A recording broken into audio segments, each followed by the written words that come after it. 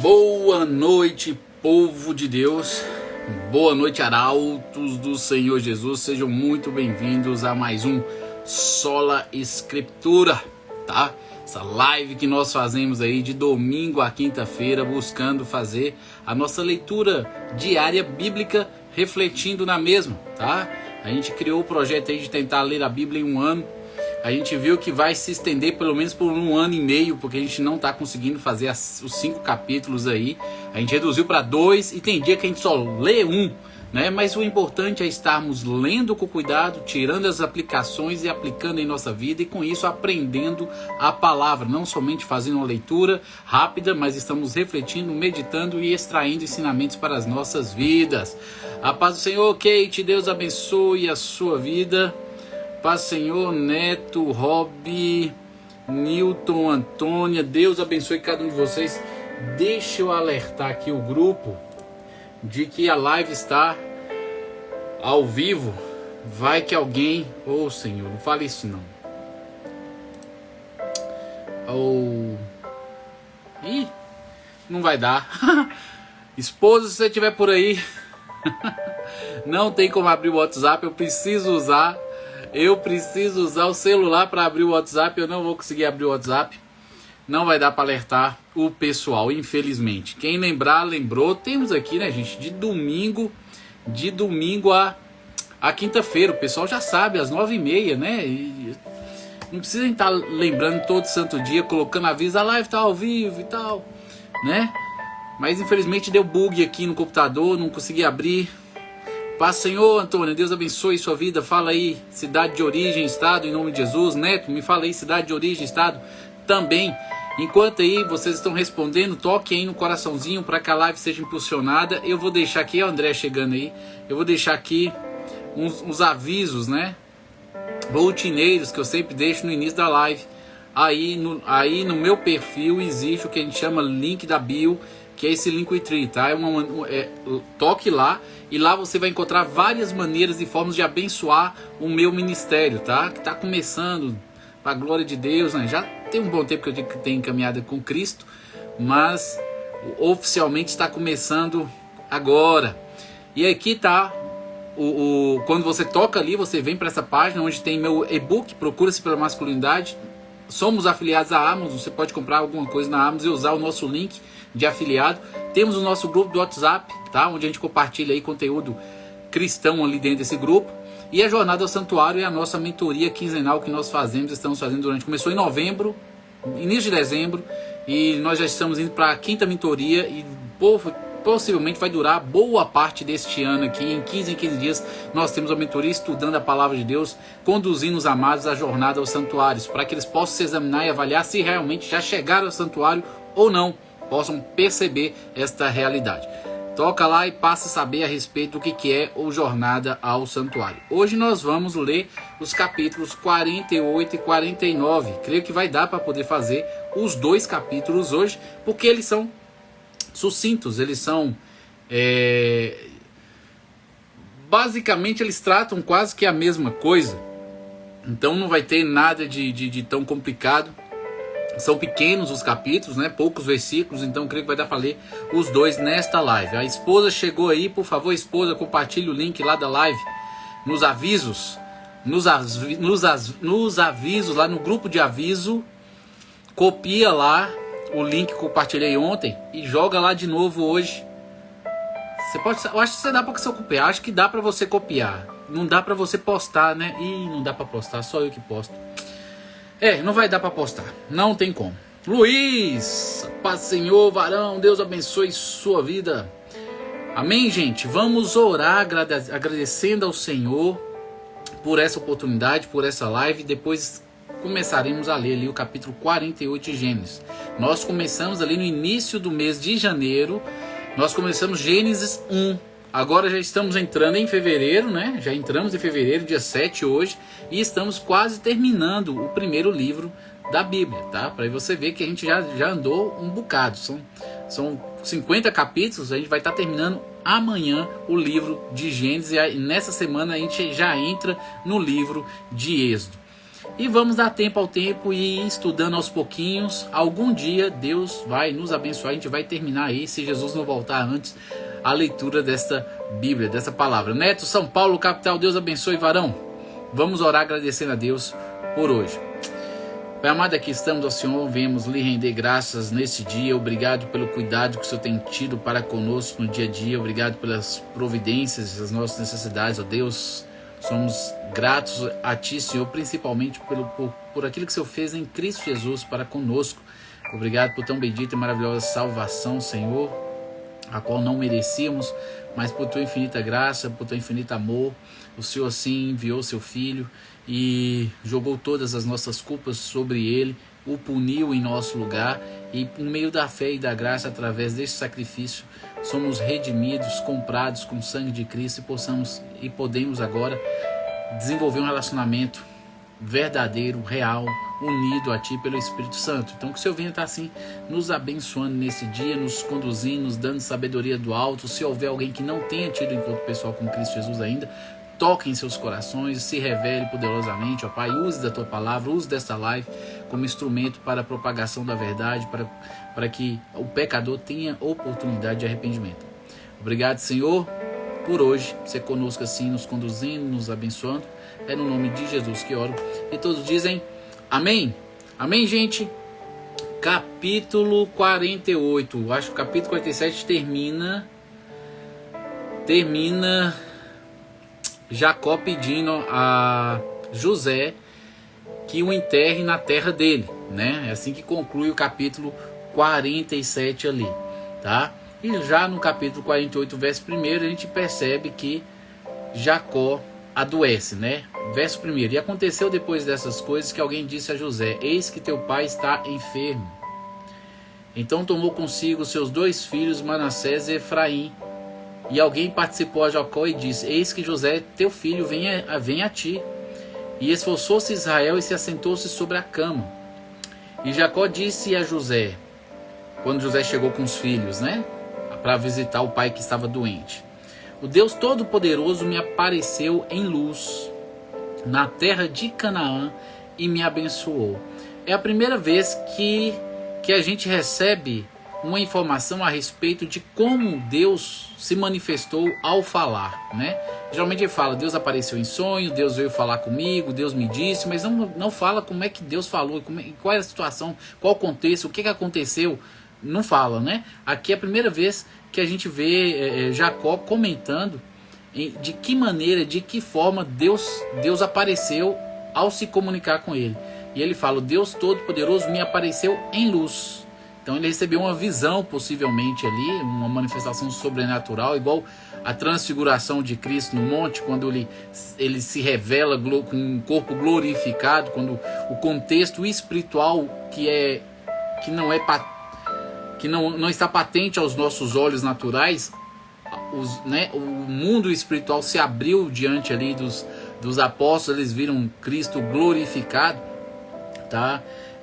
A boa parte das revelações, das visões, possivelmente acontece dessa maneira, né?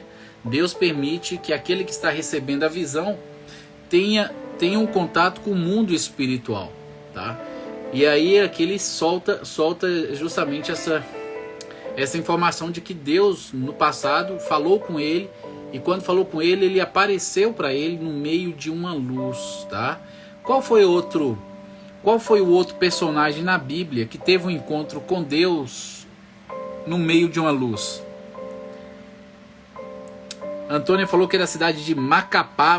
Deus abençoe lá de cima. Bia Neres, Deus abençoe sua vida também. Qual é o outro personagem na Bíblia que tem um encontro com Deus em meio à luz?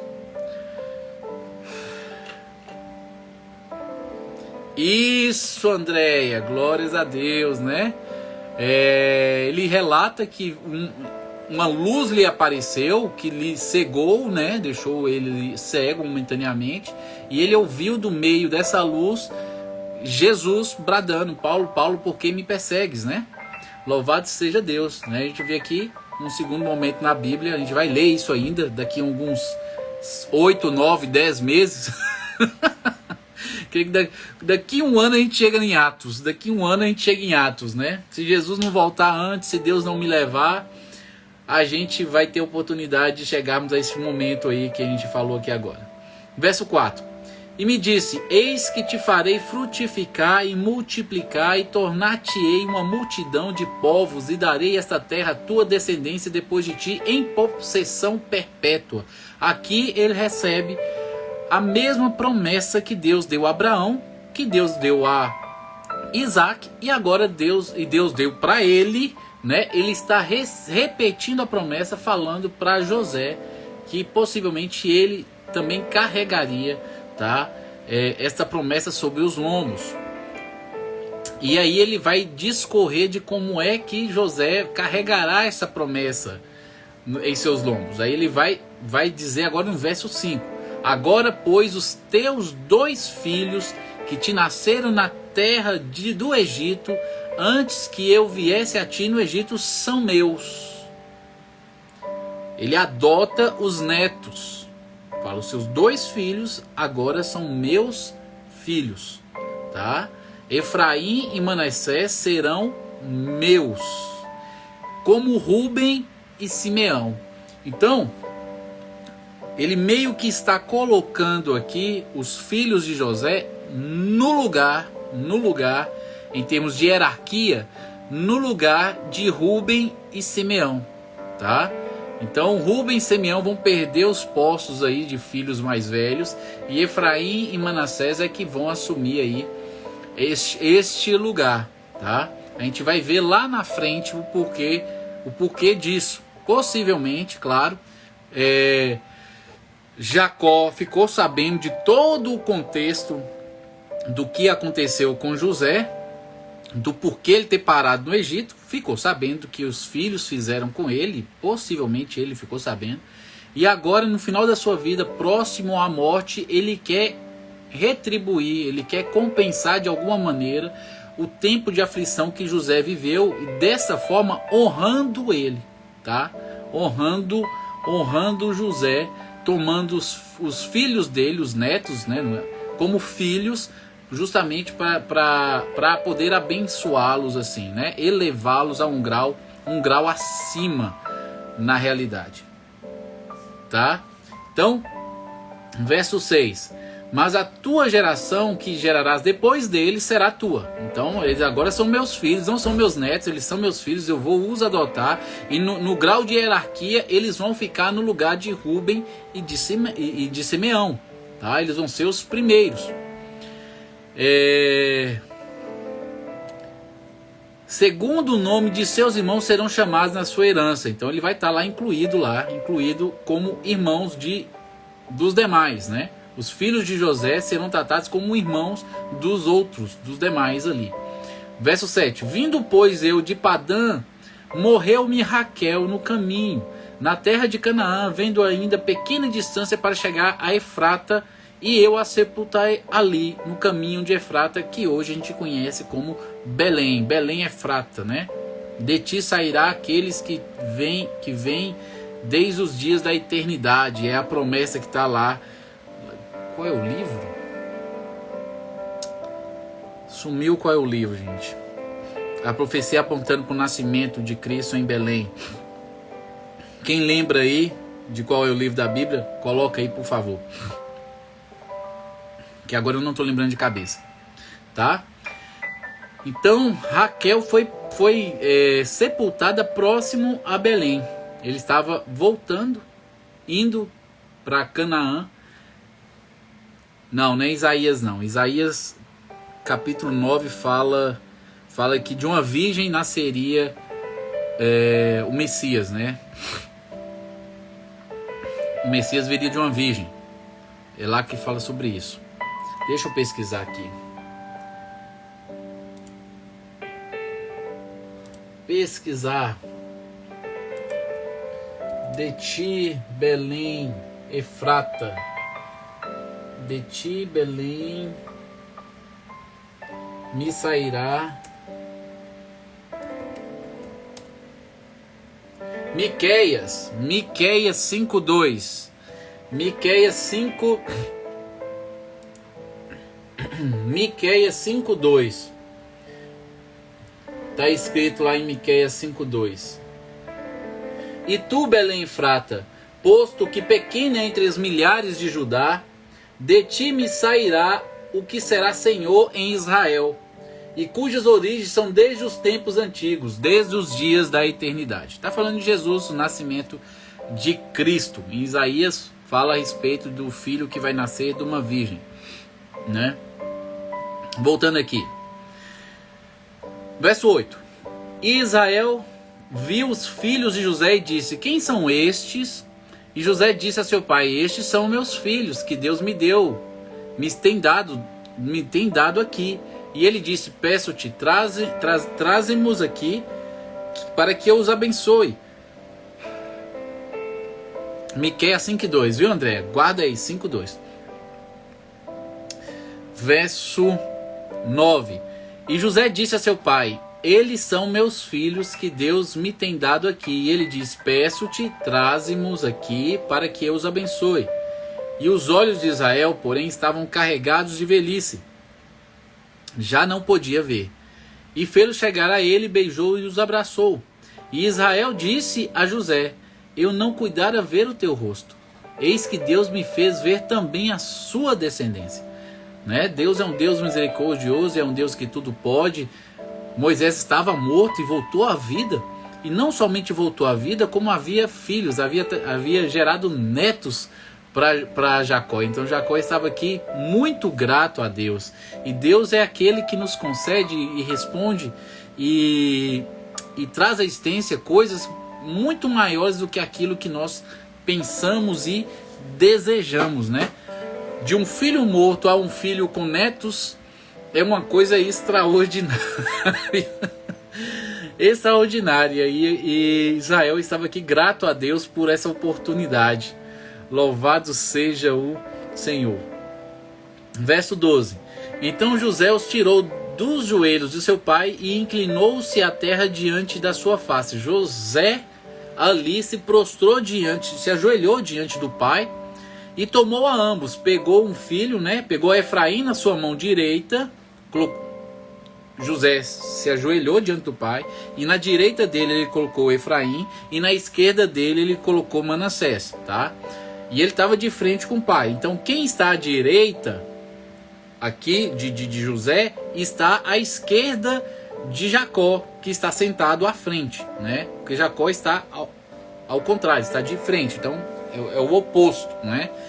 Então ele colocou Manassés diante da mão direita do pai dele e colocou Efraim diante da mão esquerda do pai dele. Por que ele colocou os filhos nessa posição? Porque Manassés era o primogênito, foi quem nasceu primeiro, e Efraim era mais novo, tá? Era o caçula. E aí ele colocou posicionado na esquerda, porque geralmente quando você vai abençoar alguém, você usa a mão direita para fazer imposição de mãos, ou para colocar a mão na cabeça. O normal, o tradicional, biblicamente falando, é você usar a mão direita. E José já sentou e já se prostrou de maneira a facilitar que o pai venha se abençoar os filhos. Porque na cabeça dele, o pai iria seguir a ordem de nascimento, abençoando o mais velho primeiro, com as bênçãos melhores e mais especiais, as bênçãos da primogenitura,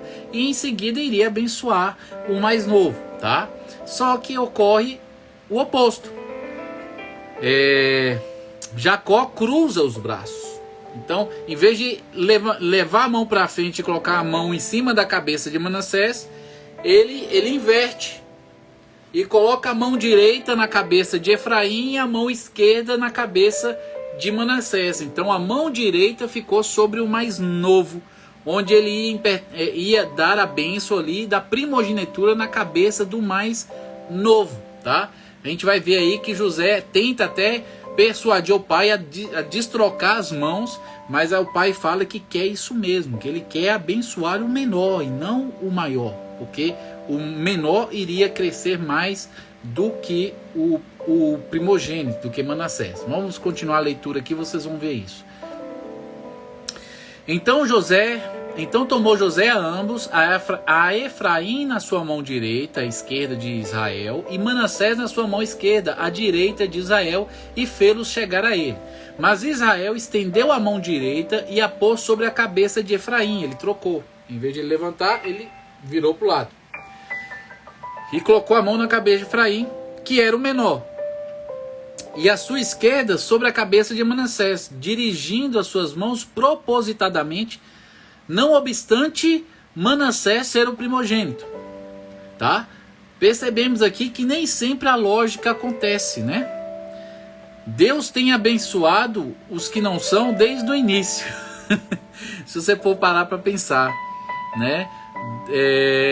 Deus abençoou ali Jacó ao invés de Esaú. Ele escolheu Jacó para poder ser maior. Se você olhar para Isaac era o mais novo. Havia o primogênito, que era Ismael, filho da escrava, tá? Agar. Mas Deus fez a promessa recair sobre a vida ali de Isaac, que foi o filho caçula de Abraão. Então Deus gosta de trabalhar de forma diferente. Nem sempre aquilo que é lógico pra gente, aquilo que é tradicional, aquilo que a gente pensa que deve acontecer, acontece do jeito que a gente pensa. Deus procura escolher as coisas que não são para confundir aquelas coisas que são, tá? Então as promessas de Deus não dependem da nossa vontade, não depende da cultura do mundo, depende da vontade do próprio Deus. É Ele que vai fazer do jeito que Ele quiser fazer. E neste caso aqui, Deus estava possivelmente tocando em Israel para ele cruzar os braços, né? Abençoar o menor, assim como ele também foi abençoado primariamente no nascimento ali, tá? Verso 15. E os abençoou José e disse: o Deus em cuja presença andaram os meus pais Abraão e Isaque, o Deus que me sustentou desde que eu nasci até este dia. Agora ele reconhece que não é o Deus só de Abraão, não é o Deus só de Isaque, é o meu Deus também, foi quem me sustentou desde o início. Ele reconhece que Deus é na vida dele desde o nascimento, tá? Glórias a Deus por isso. A gente percebe no decorrer de tudo que a gente leu em Gênesis, que Jacó ficou um bom tempo servindo a Deus como se fosse o Deus do pai dele. Não era Deus dele, era Deus do pai dele. E aqui ele fala, não, Deus que me sustentou. Aqui ele já toma posse deste Deus, né? Entendendo e compreendendo que é Deus dele também. Louvado seja o Senhor. Verso 16. O anjo que me livrou de todo mal, abençoe esses rapazes e seja chamado neles o meu nome e o nome de meus pais Abraão e Isaque, e multipliquem-se como peixes em multidão no meio da terra. Aqui ele fala o anjo que me livrou. A gente vê que Deus se manifesta por meio de teofania. Algumas vezes o anjo do Senhor aparece ali no Antigo Testamento, ali em Gênesis também, tá? E é por isso que ele acaba chamando ali de anjo, como se fosse uma criatura, um dos anjos mesmo, criatura de Deus. Mas possivelmente aqui ele estava se referindo ao anjo do Senhor, tá? Aquela manifestação teofânica de Deus ali, quando ele aparecia no Antigo Testamento, tá? Verso 17. Vendo, pois, José que seu pai punha a mão direita sobre a cabeça de Efraim, foi mal aos seus olhos, e tomou a mão de seu pai para transpor de sobre a cabeça de Efraim para a cabeça de Manassés. E José disse a seu pai: não é assim, meu pai, porque este é o primogênito. Põe a tua mão sobre a sua mão direita sobre a cabeça dele. Mas seu pai recusou e disse: eu sei, meu filho, eu sei. Também ele será um povo e ele será grande. Contudo, o seu irmão menor será maior que ele, e a sua descendência será uma multidão de nações. Então ele abençoou ali Efraim, ao invés de ter abençoado Manassés como primogênito. Verso 20. Assim os abençoou naquele dia, dizendo: em ti abençoará Israel, dizendo: Deus te faça como a Efraim e como a Manassés. E pôs a Efraim à frente de Manassés.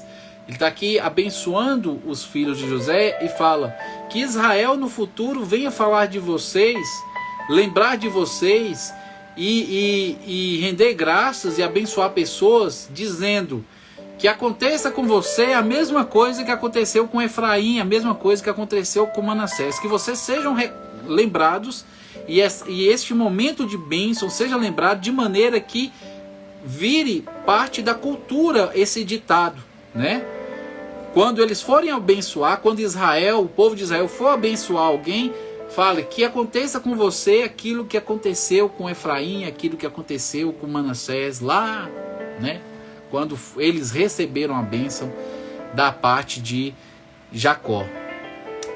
Assim as abençoou naquele dia, dizendo: em ti abençoará Israel, dizendo: Deus te faça como a Efraim e como a Manassés.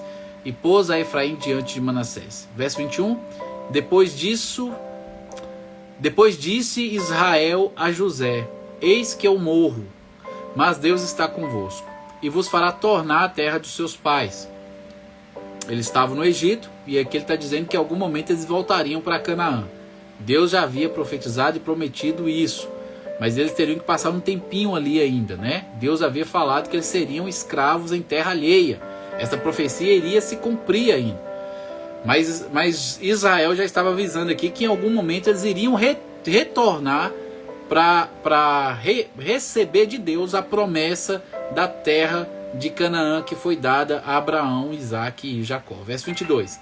E eu tenho dado a ti um pedaço de terra a mais do que a teus irmãos, que tomei com a minha espada e com meu arco da mão dos amorreus.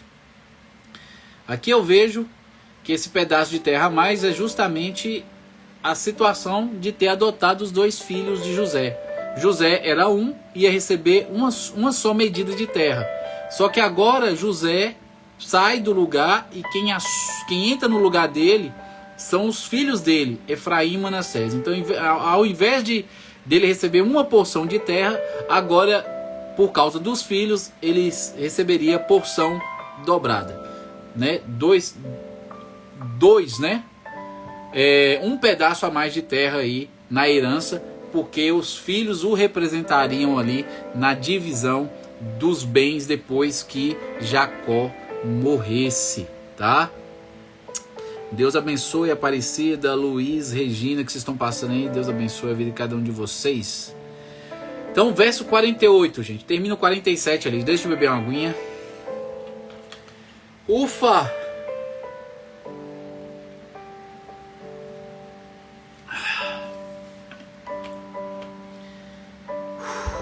Jesus! Falar sem parar. Capítulo 48 de Gênesis. Ou 49, né? Eu coloquei 48 de novo? Coloquei 48 de novo. Capítulo 49, aqui é 9, 49. Capítulo 49 de Gênesis agora, verso 1. Então Jacó mandou chamar todos os seus filhos e lhes disse: reúnam-se ao meu redor, e eu direi o que acontecerá a cada um de vocês nos dias que virão. Hoje eu já solecei 2 vezes. Eu demorei de entrar na live hoje mais cedo, porque eu estava soluçando. Aí eu parei ali, descansei um pouco, falei assim: pai, me ajuda aí a parar de soluçar. E eu senti que eu dei um soluço aqui agora, eu falei: meu Deus, não volta não. 2 vezes hoje eu já solucei. Mas vamos voltar aqui. Então, ele reúne os filhos, porque ele está sentindo que está chegando a morte, e ele quer abençoar os filhos. E nessas bênçãos de antigamente dos patriarcas, muito daquilo que eles diziam acabava se cumprindo, tá? Acabava se concretizando. Não é que era, por via de regra, profecia, tá? Não é que aquilo era profecia e todas as bênçãos que ele falava tinha que acontecer do jeito que falava, mas às vezes acontecia, tá? Aquela bênção que era dada sobre a vida daquele filho, no futuro iria repercutir, iria ser transformada naquilo mesmo. É baseado nisso que a gente às vezes fala para não amaldiçoar os filhos, não ficar dirigindo palavras negativas para os filhos, porque isso pode de alguma maneira os influenciar, e aquilo que você está dizendo do seu filho negativamente pode se tornar realidade, tá? Não por causa de algum tipo de poder, tá? Poder. Mas você tá falando, né? A criança tá ouvindo. Daqui a pouco ela toma posse disso aí e vira aquilo que você tá falando que ela é. Tá? Então toma cuidado aí. Sempre abençoe os filhos, fale bem deles, nunca os maldiga, tá? Nunca os amaldiçoe. Ok? Depender da gente, a gente só tem que lançar palavras positivas, de esperança sobre a vida de nossos filhos. Então, voltando aqui, ele vai lá e fala que vai contar o que vai acontecer com eles no futuro. E aí no verso 2, venham e ouçam filhos de Jacó, ouçam Israel seu pai. E agora ele vai citar cada um dos filhos, cada um dos 12 filhos vai receber aí uma palavra dirigida da parte de Jacó, tá? Vamos ler aqui, verso 3. Rúben, risque aí a sua Bíblia, né? Quem está com a Bíblia aberta, com o lápis perto, risca. Eu gosto de riscar os nomes para poder ficar mais fácil de encontrar quando eu quiser procurar depois, né? Eu quero ver alguma coisa de Rúben, tudo. Eu vou lá para Gênesis e vai estar arriscado o nome dele. Aí eu lembro, não, eu risquei o nome dele quando eu li.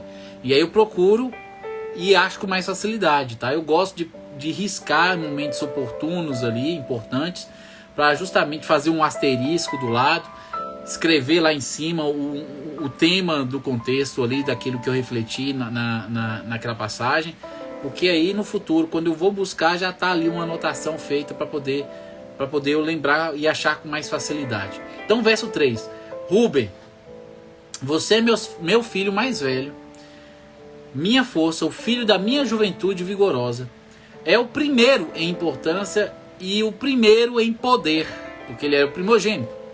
Verso 4. É contudo impetuoso como um enchente, e não será mais o primeiro.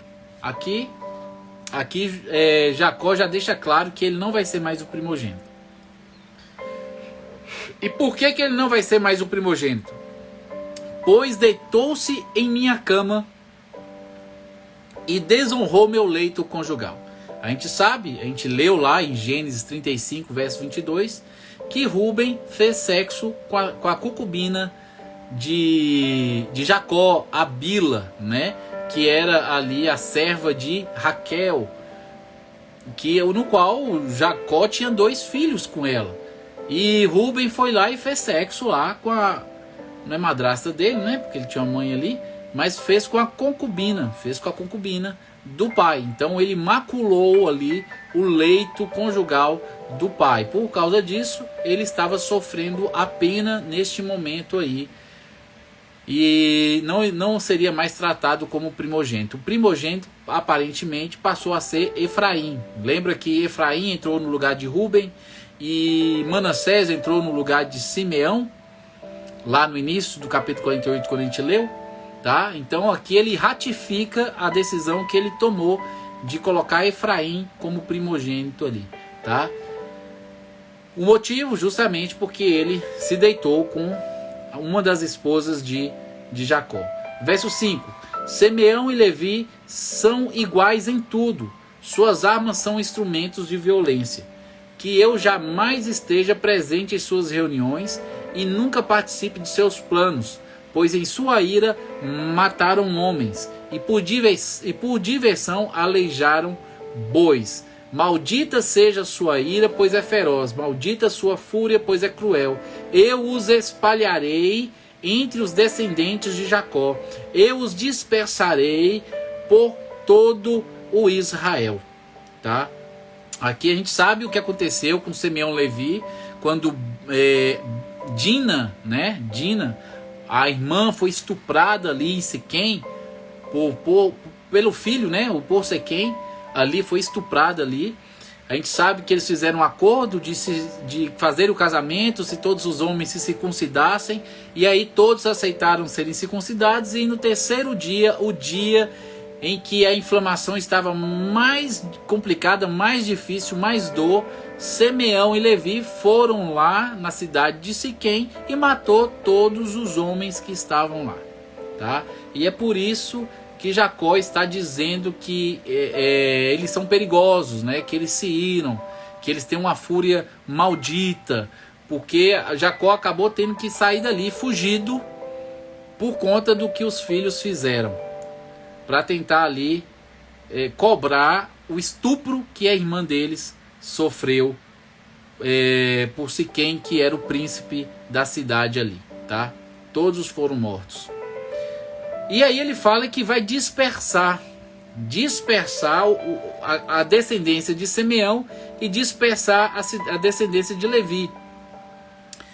Ambas foram dispersas, né? Quando a gente olha nos dias de hoje, só tem Judá. Só tem Judá, assim, humanamente falando, no olhar humano. Só tem lá os judeus que estão lá em Israel nos dias de hoje. Só os judeus, só a tribo de Judá que está lá. Mas foi cumprida também na época de Moisés. Como é que a tribo de Levi foi dispersa? Claramente isso aconteceu com a tribo de Levi. Como é que a tribo de Levi foi dispersa? Vocês sabem me informar aí? Como é que a tribo de Levi foi dispersa? Essa informação está lá na Bíblia. Quem é que é leitor de Bíblia aí, que lembra da história? Me fala aí.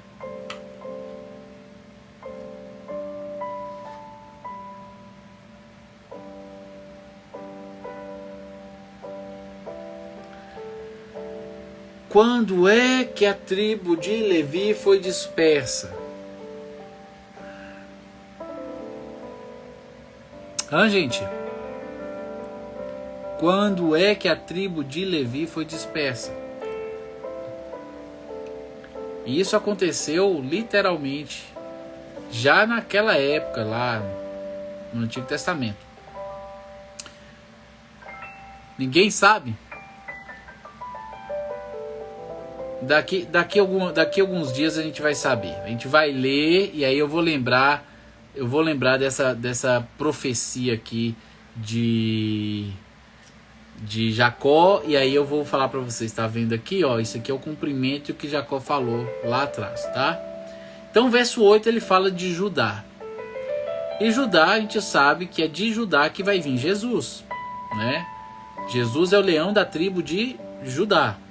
Vamos então ler aqui o que ele falou de Judá e comparar com Cristo, tá? Porque ele falou que iria acontecer por meio de cada um dos seus filhos. Então no verso 8 ele fala: Judá, seus irmãos o louvarão. Seus irmãos, os descendentes ali dos irmãos, em algum momento estaria louvando Judá. Você agarrará seus inimigos pelo pescoço, ou seja, vai exercer autoridade e poder sobre os inimigos. Se a gente olhar para o futuro de Israel, depois da divisão dos reinos lá na frente, a gente vai perceber ali claramente que somente Jerusalém, somente a tribo de Judá ficou, né? E as demais tribos foram dispersas. Então, você agarrará seus inimigos pelo pescoço e todos os seus parentes se curvarão à sua frente. Todos os seus parentes se curvarão à sua frente. Se de Judá vem Jesus, dá para compreender por que todos os parentes vão se curvar. Judá, meu filho, é um leão novo que acabou de comer sua presa. Como leão, ele se agacha, e como a leoa se deita. Quem tem coragem de acordá-lo? Olha as referências aí. Não é à toa que Jesus recebe a alcunha de leão da tribo de Judá, tá? Quem sabe vem até mesmo desta profecia dita por Jacó lá em Gênesis, né? Esse apelido, essa alcunha. Verso 10: o cetro não se afastará de Judá, nem o bastão de autoridade de seus descendentes, até que venha aquele a quem pertence, aquele que todas as nações honrarão. Todas as nações honrarão a quem? Quem é que tem esse cetro? Quem é que tem essa autoridade? Quem é aquele que está vindo, a qual todas as nações honrarão? Quem é, gente? Me fala aí.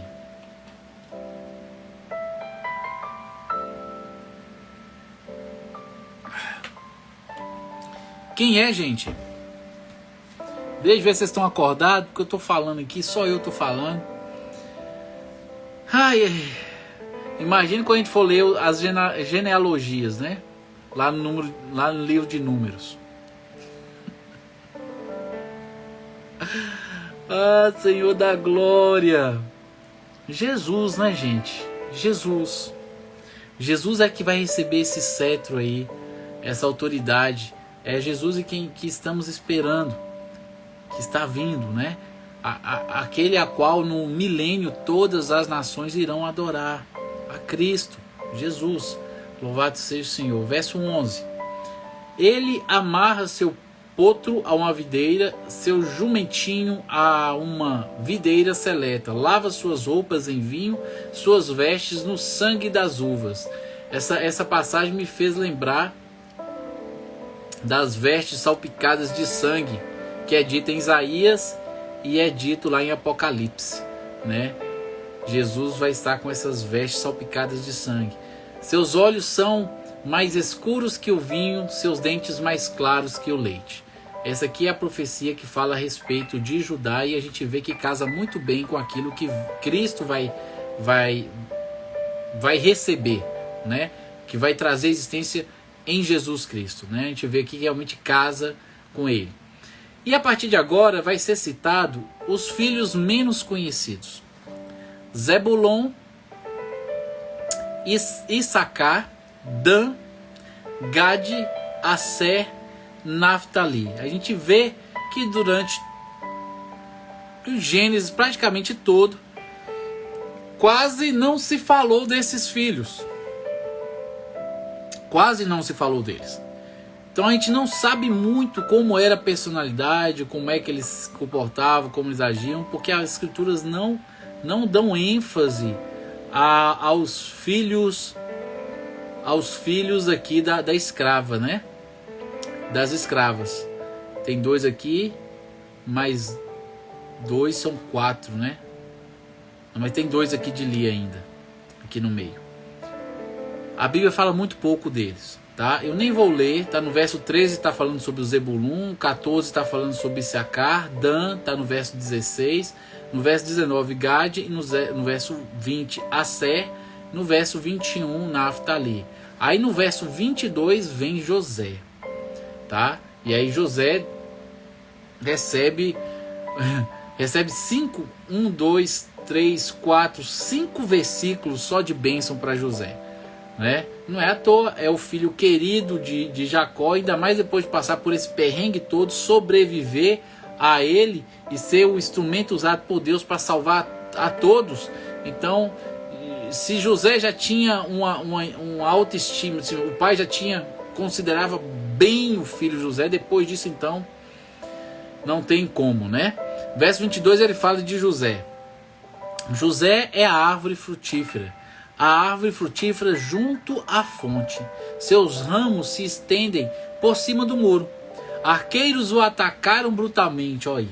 Arqueiros o atacaram brutalmente, atiraram nele e o atormentaram. Porém, seu arco permaneceu esticado. É aqui, eu creio, uma referência a toda a peleja que ele passou, todo o deserto que ele viveu, desde quando os irmãos o venderam como escravo. Tá? Aqui nessa bênção ele está recordando as aflições que ele passou e mesmo assim ele permaneceu firme, porque tinha ali a comunhão com Deus, estava firmado em Deus. E Jacó vai falar sobre isso nesse versículo 24. Jacó fala: seu arco, porém, permaneceu esticado e seus braços foram fortalecidos pelas mãos do poderoso de Jacó, pelo pastor, pela rocha de Israel, né? Então aqui claramente Jacó está aqui abençoando José, recordando da história dele e mostrando que durante todo o deserto que ele viveu, ele permaneceu firme porque Deus era com ele, Deus estava com ele, Deus o fortalecia. Verso 25: que o Deus de seu pai o ajude, o Todo-Poderoso o abençoe com bênçãos dos altos céus, bênção das profundezas das águas, bênçãos dos seios e do ventre. Então ele ser abençoado no céu, na terra, com sua mãe, com sua esposa, em família, né? Seja completamente abençoado. Verso 26: que as bênçãos de seu pai ultrapassem as bênçãos de meus antepassados e alcancem as alturas das antigas colinas, que essas bênçãos descansem sobre a cabeça de José, que é o príncipe entre seus irmãos. E aqui a gente percebe o pai exaltando o filho, como aconteceu no sonho que José teve do pai, do sol e da lua e as estrelas se prostrando. O pai aqui está reconhecendo a posição de José no contexto todo, o abençoando e o exaltando, como Deus havia revelado para ele em sonho, quando ele tinha 17 anos, lá no capítulo 37 de Gênesis, que a gente estudou. Tá? A gente já está terminando, viu, gente? Falta 5 versículos. Versículo 27 fala sobre Benjamim. E sobre Benjamim, que é o irmão de José, Jacó fala: é um lobo voraz, pela manhã devora seus inimigos, ao entardecer divide o esposo. Verso 28, essas são as 12 tribos de Israel. E foi isso que seu pai disse ao despedir-se de seus filhos: deu a cada um deles a bênção que era-lhe adequada. Tá? É a primeira e última vez que José vai ser contado como uma das 12 tribos de Israel. É esta vez que a gente está lendo aqui, porque ele está no meio. Você vê que nessas bênçãos aqui não apareceu Efraim e não apareceu Manassés, nessas bênçãos que foram dadas aqui. Jacó deu essas bênçãos e dirigiu cada uma das palavras a cada um dos seus filhos legítimos. E aqui ele falou para José especificamente. E lá no verso 28 fecha falando que os 12 deram origem às 12 tribos de Israel. Tá? Ali em Êxodo,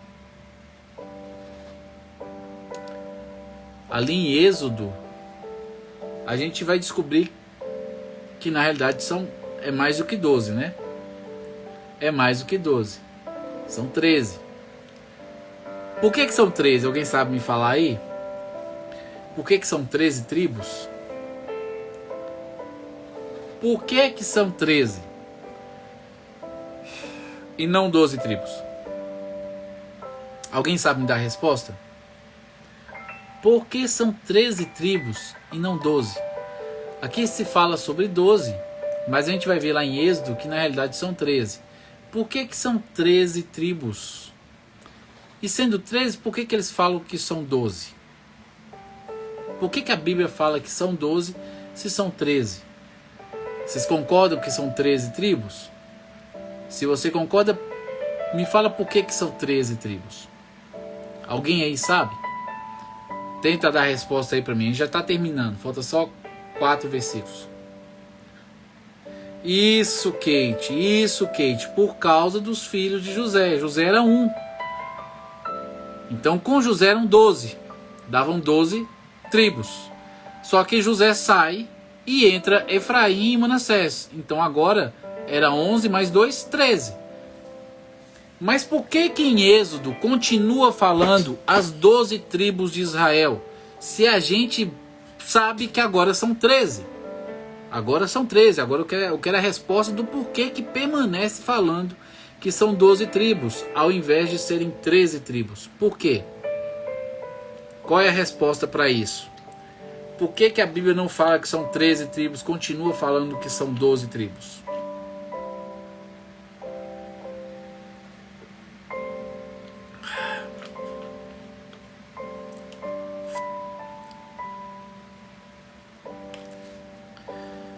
Se não sabe, fala que não sabe. Não sei, eu não sei a resposta. Se não sabe, fala que não sabe. Para a gente poder continuar. Não sei a resposta. Fala aí, não sei a resposta. Se são 13 tribos, por que a Bíblia continua falando sobre as 12 tribos de Israel? Se são 13. Qual é a resposta? Se não sabe, pode escrever, não sei. Coloca um joinha para baixo assim, ó.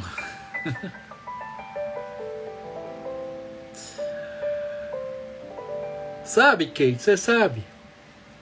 André tá por aí ainda? Aí, ó. A Kate falou que não sabe, então eu vou continuar.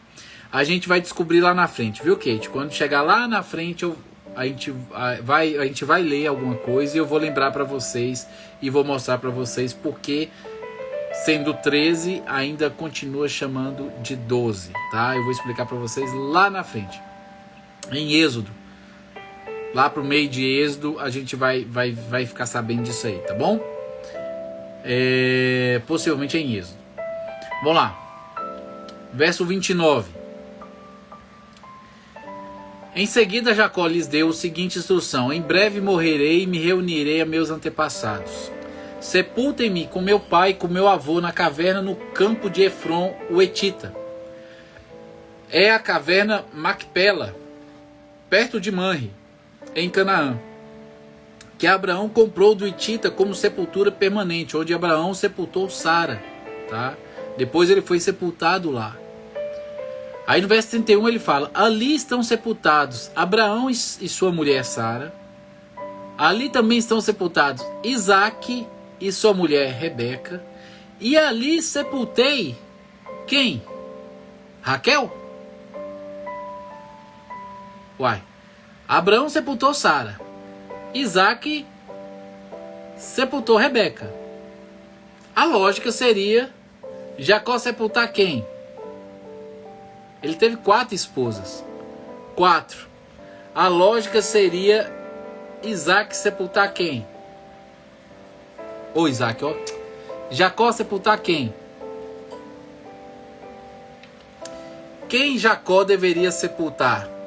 Se o seu avô sepultou Sara, que era sua avó, se Isaque sepultou Rebeca, que era sua mãe, Jacó deveria sepultar quem ali?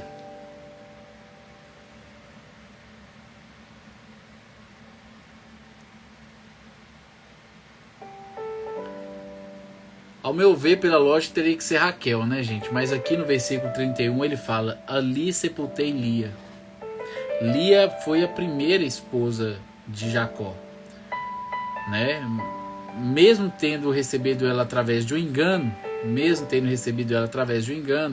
ela foi a primeira esposa.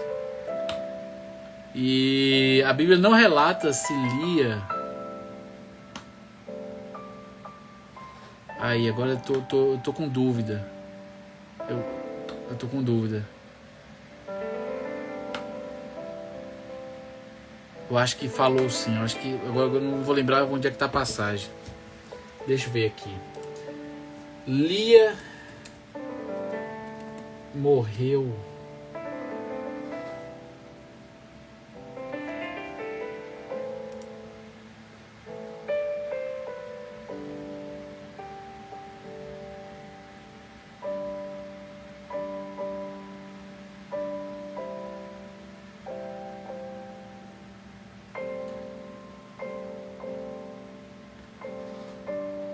Lia morre e deixa Jacó na mão. Eu não tô lembrado onde é que tá escrito, né? Onde é que Lia morreu, mas Lia morreu depois de Raquel. Lia morreu depois de Raquel. Raquel morre primeiro, depois Lia morre. E eu não tô lembrado aqui, eu acho que a gente não leu, eu não tô conseguindo lembrar.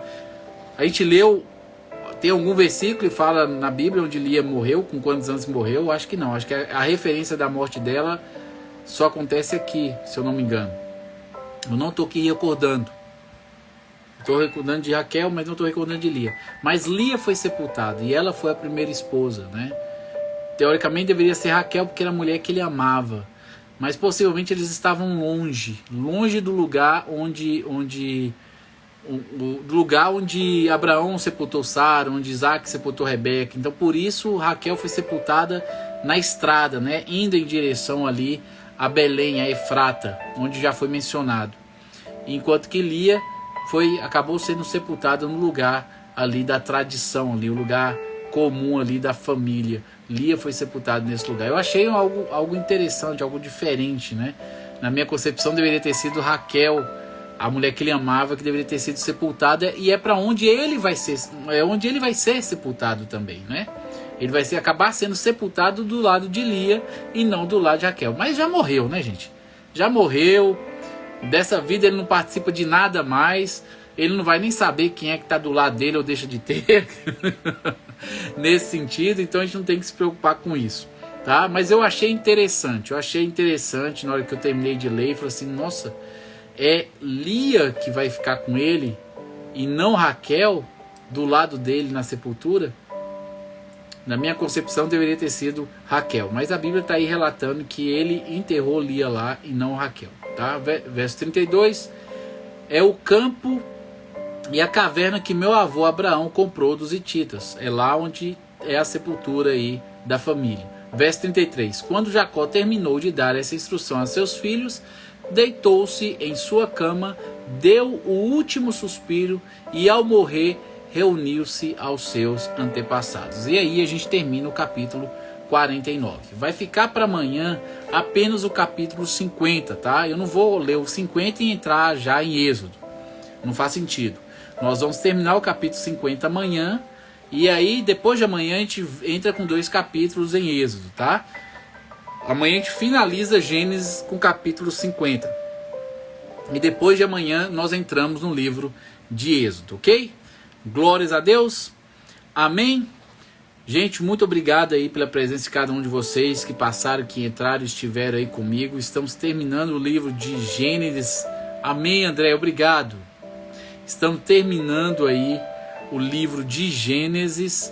Amanhã é o último capítulo e a gente vai continuar com esse plano de leitura bíblica aí até Deus permitir, tá?